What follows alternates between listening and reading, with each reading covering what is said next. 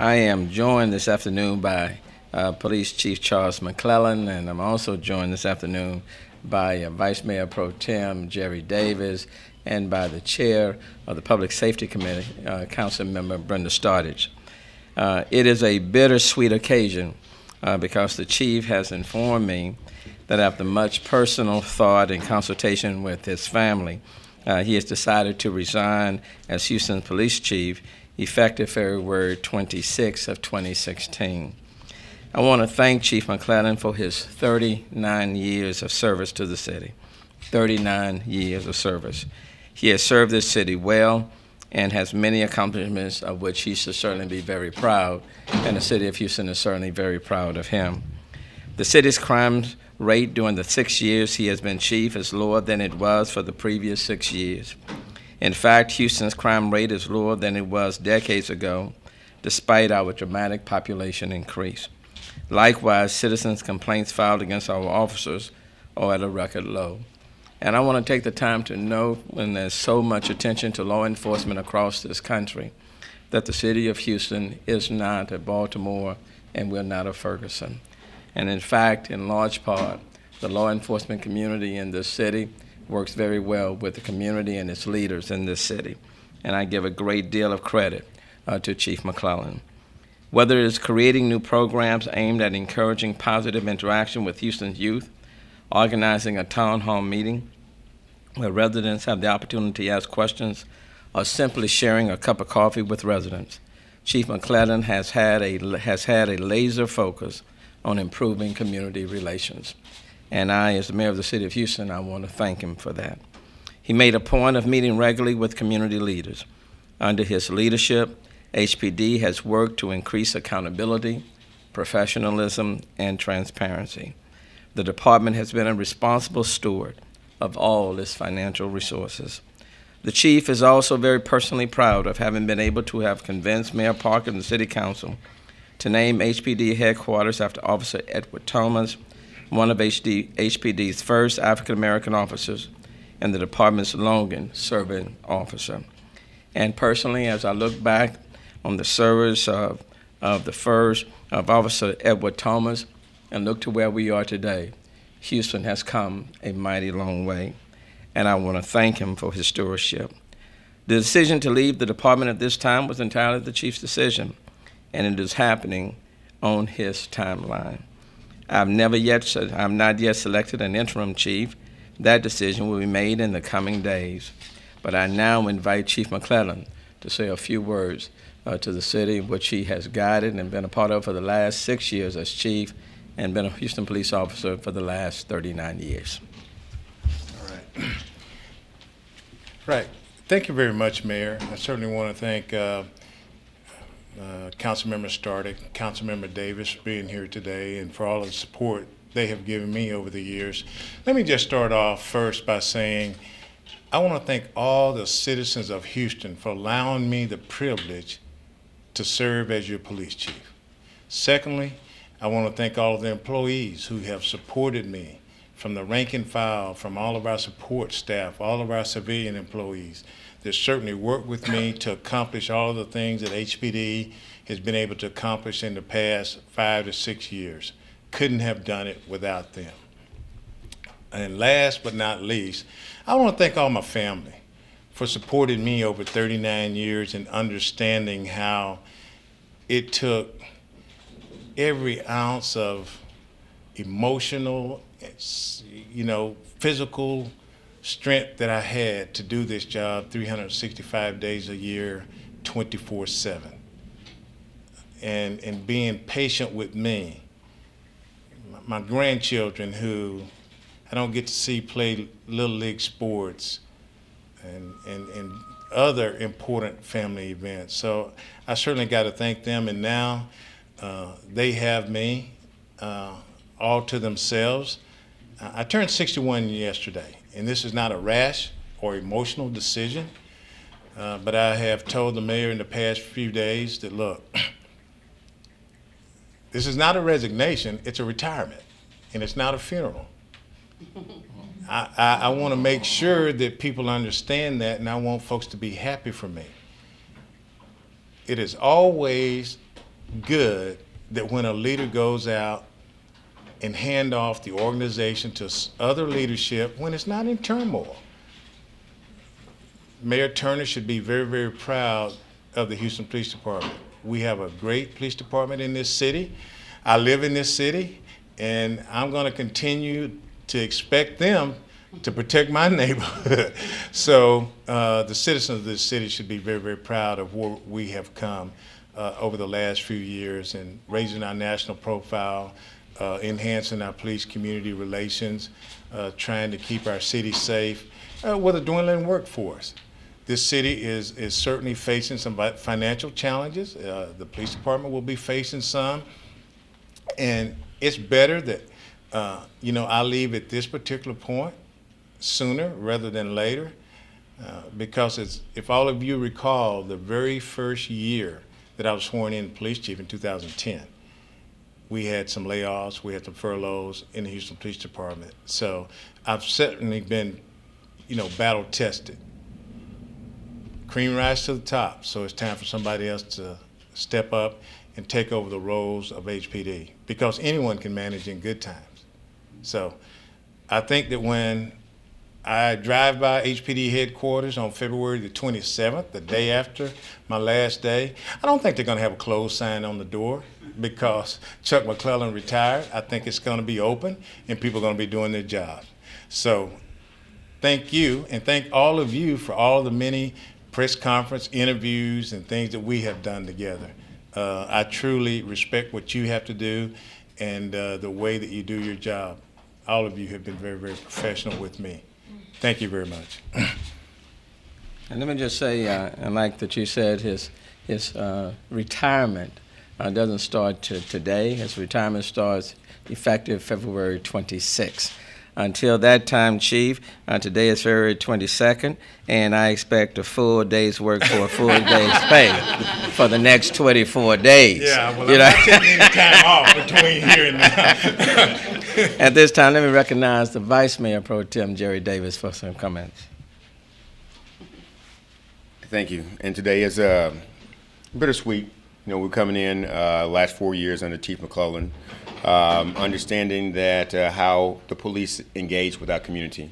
And being representing District B, we understand that he's been out there from the body cameras, personally, talking to our constituents on how this is going to work, how it's going to be beneficial to both parties, the police as well as the community.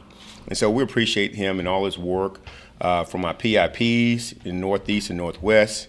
We just appreciate his guidance and leadership that's resonated throughout the entire department. So we thank you so much, and we appreciate you for your service. Thank you. And let me call on the chairwoman of the Public Safety Committee that oversees police and fire, Councilmember Brenda Stardick.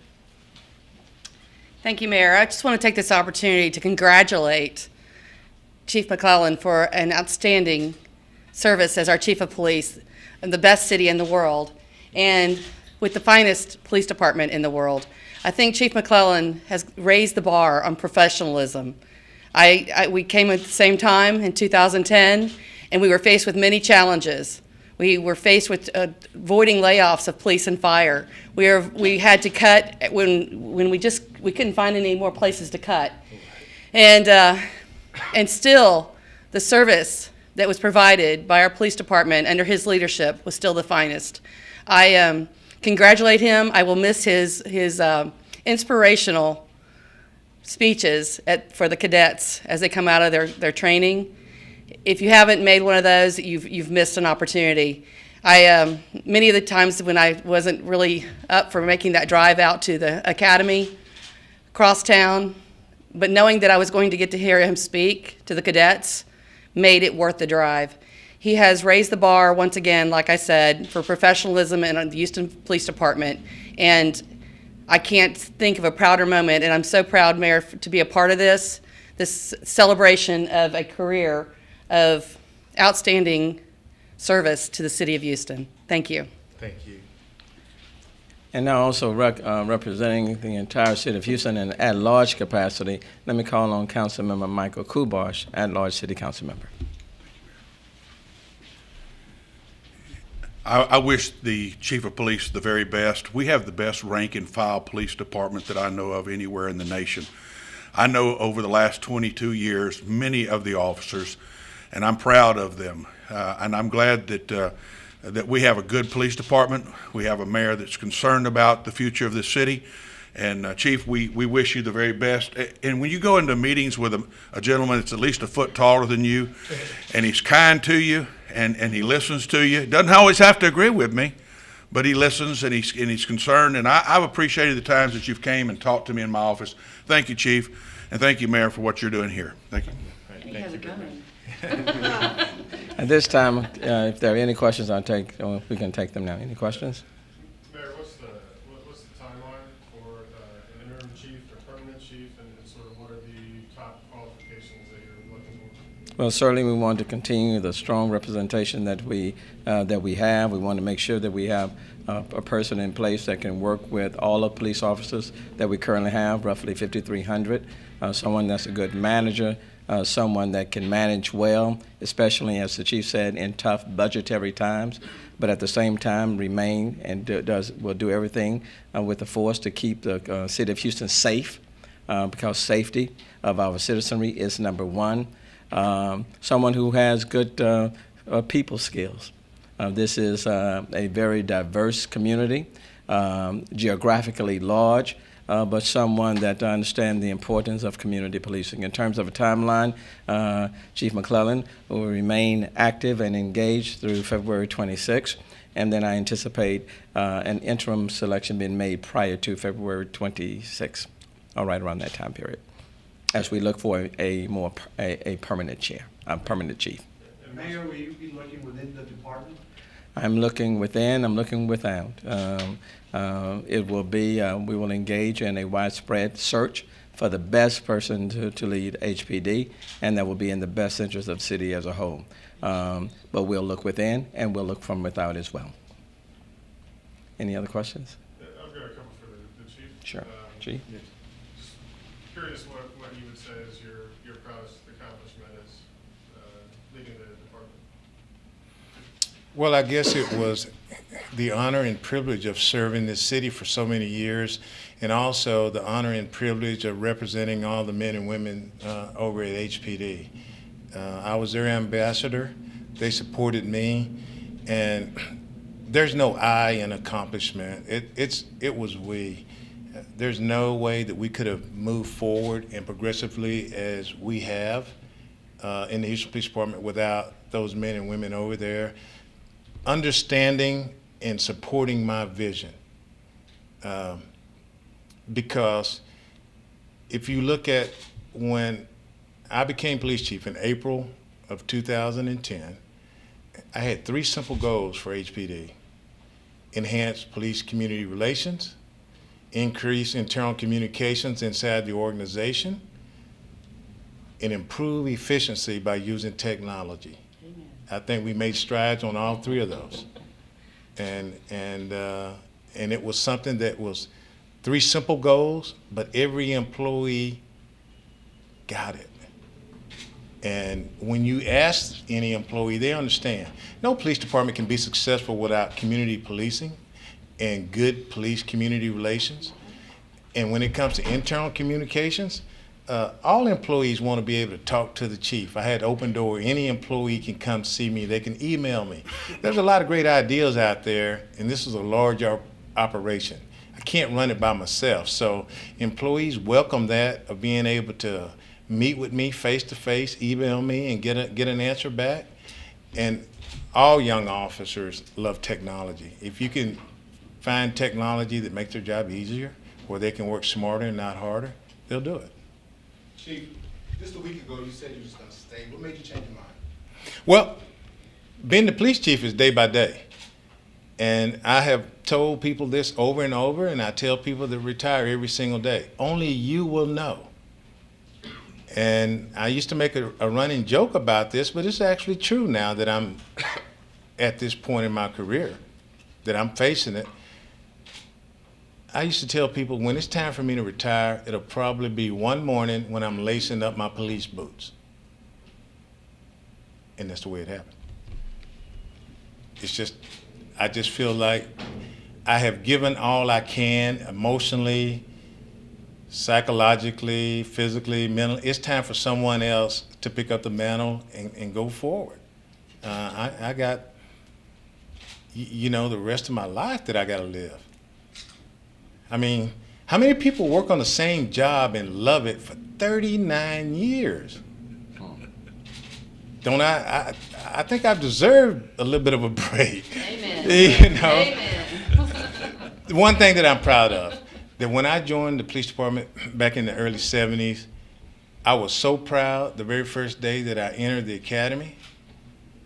I came here with a set of ethics and morals that was instilled in me by my mother.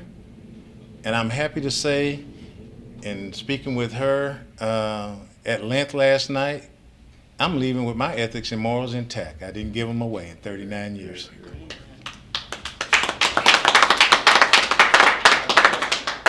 Chief, so what's next, and any plans for maybe future politics? Oh. Well, Be careful, Chief, with that. yeah. I know how to answer it, Mayor. Yeah, Police chiefs have assumed this Right. position, so be careful. all right. All of you have heard me say, I'm not running for anything, and I'm not running from anything. But I will tell you this, that some of those speeches that Councilmember Stardick talked about may cost you some money now. And I certainly think I got some value to offer as a consultant in law enforcement issues. So all of those are possibilities, but not elected office. 2 months ago, Chief, you mentioned that you had established the body cam policy. Right.